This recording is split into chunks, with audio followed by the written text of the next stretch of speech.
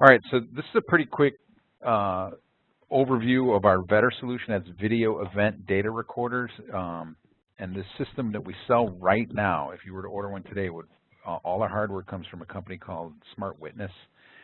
And we have the high definition version, the KPS-1, and I'll show you in a slide a picture of the hardware. And then I expect to go through a few examples of live demoing of stuff that we have available.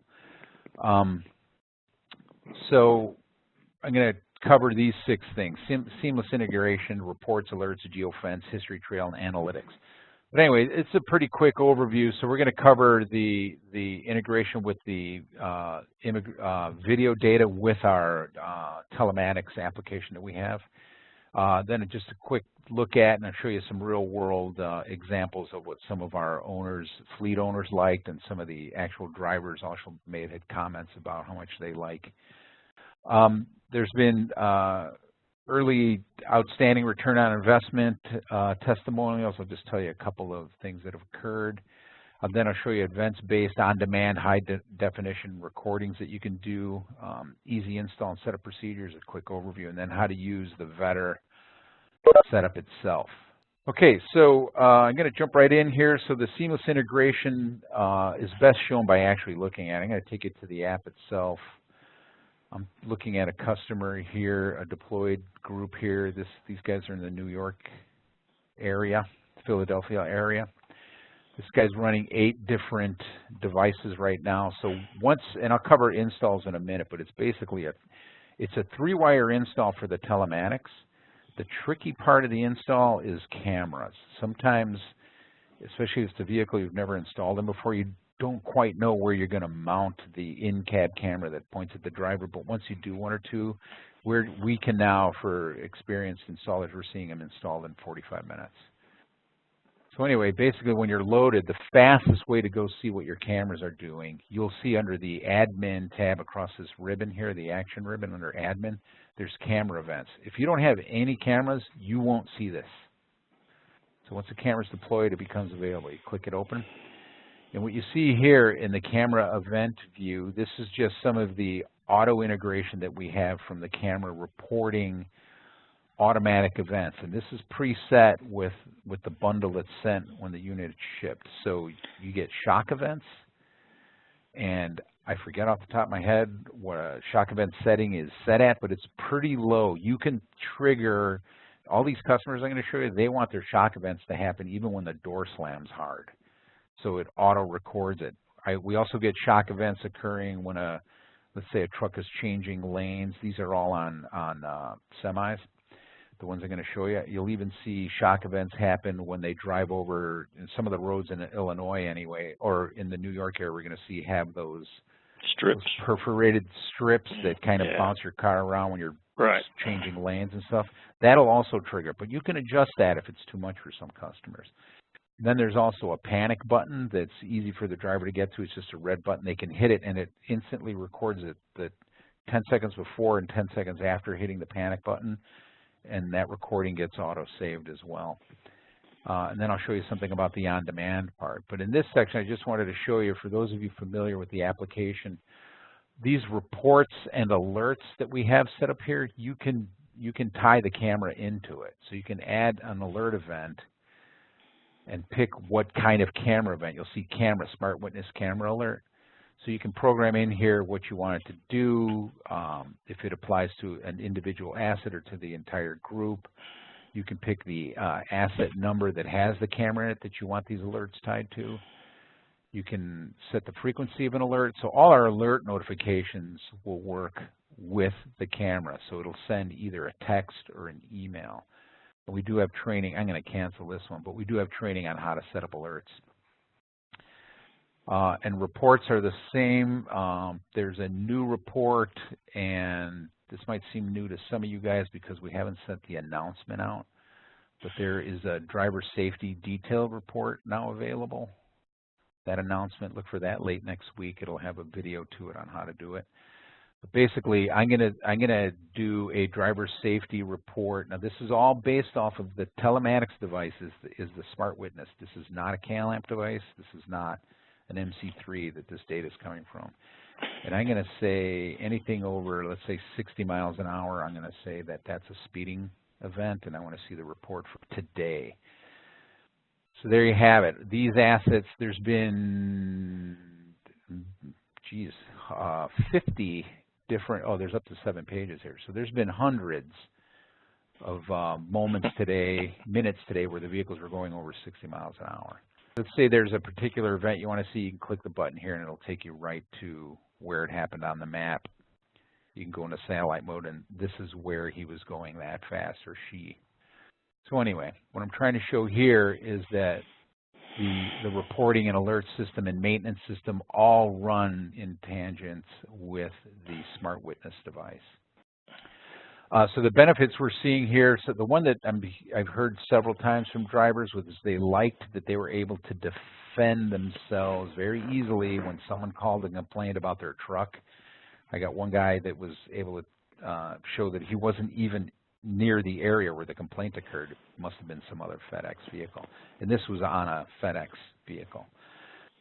And in another case, there was accidents that obviously it was a woman driving a van. She turned into, while changing lanes, she turned into a FedEx truck, and they were immediately got their insurance settlement taken care of. There was no study having to happen, and those videos were saved and recorded. They're saved in the cloud indefinitely, but you can also pull them in and save them locally to drives on your computer, or you can take the SD card out of the hardware and you have it on the SD card. So as far as return on investment, early feedback, we've been running them, I'd say, since February pretty hard. We got several hundred running right now, and we're just hearing people now starting to talk with their insurance companies of rate breaks and that kind of stuff, and they're strongly considering it because it's easy to prove that they have it. So that's interesting. We'll see how that unfolds as the year goes on. Okay, so now event-based on-demand high definition recordings. Let me take you to the app and show you what I mean. So I'm back here in the app again, and I'm going to go back into camera events. Well, let me show it to you this way first. You can come in here and see the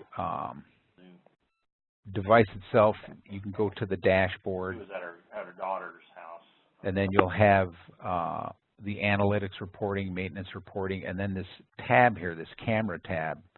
If you click in it, if any events were recorded for this device, they would appear in this section. So that's one way to go see them.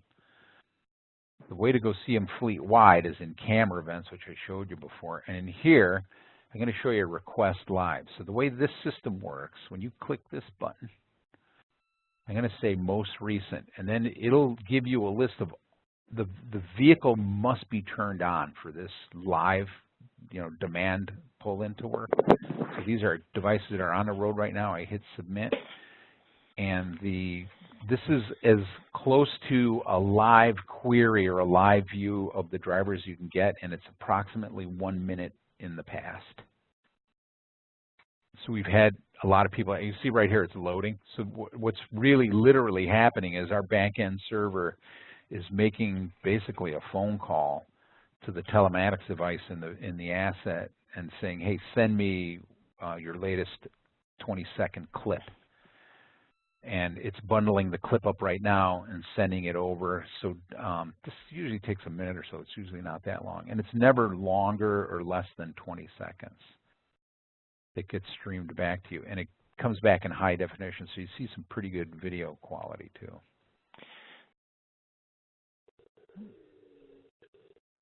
It has audio too, so you can hear him speaking.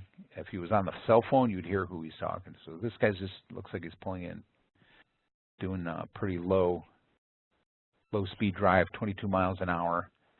And this is all high definition stuff. Now this, once I made this query at this time, this is now in the cloud and is not subject to being erased. This will stay here as long as I leave it here. Right? So let's take a look at this guy for, let's say, the last 30 days. Let's see what they've done. So this guy he turned his camera away from him. See, some of these guys put their coats or hats on it as soon as they sit down. So it looks like he closed the door. Hard to tell from the reflection. Let me see what this shock event was. Same guy, closing door, I'm guessing. Let me see if we can get someone from, let's say 6 p.m. This is in Pennsylvania.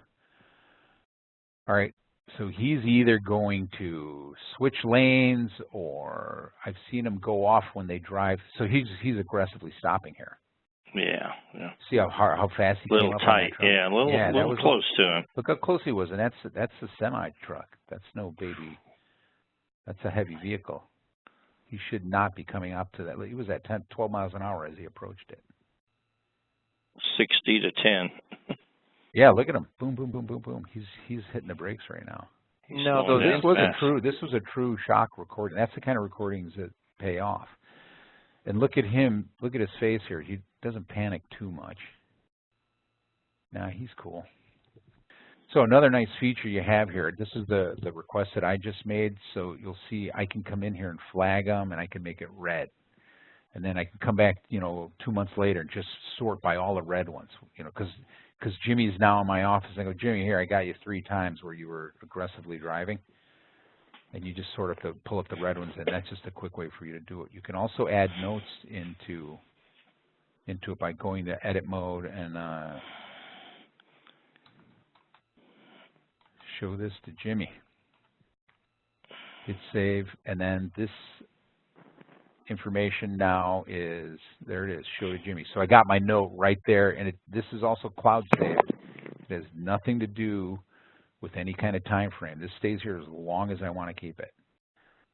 So I'm going to delete it, so these guys, if they really have a Jimmy there, they're going to go, hey, Jim, I want to show you this. But anyway, here, I'm going to delete this now, and then now that one's gone. Now that moment of time that was recorded is now subject to being erased when the video card gets full. Here you see, for those of you who've never seen the device before, this is the main, the KPS-1. This is the thing that mounts typically near or on the rear view mirror, and this camera faces over the hood. This camera here is the one that you saw pointing at people. This is the in-cab one, and the drivers can move it, and some do. Most of them leave it alone. This is the modem or the antenna. In here, the SD card's kept in here. Then this hardware here, we're demoing a solution right now where they have 4 cameras. So the additional cameras, they pretty much look like this camera, the additional cameras, but they mate into this hub.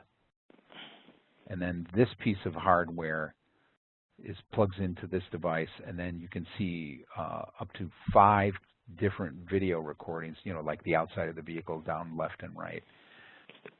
So getting clever on where you want them is really your choice. But this one's designed for over the hood. This one's designed in cab at the driver. Okay, and then this is just the basic configuration. You mount it, an event is recorded. It's a cell phone transfer.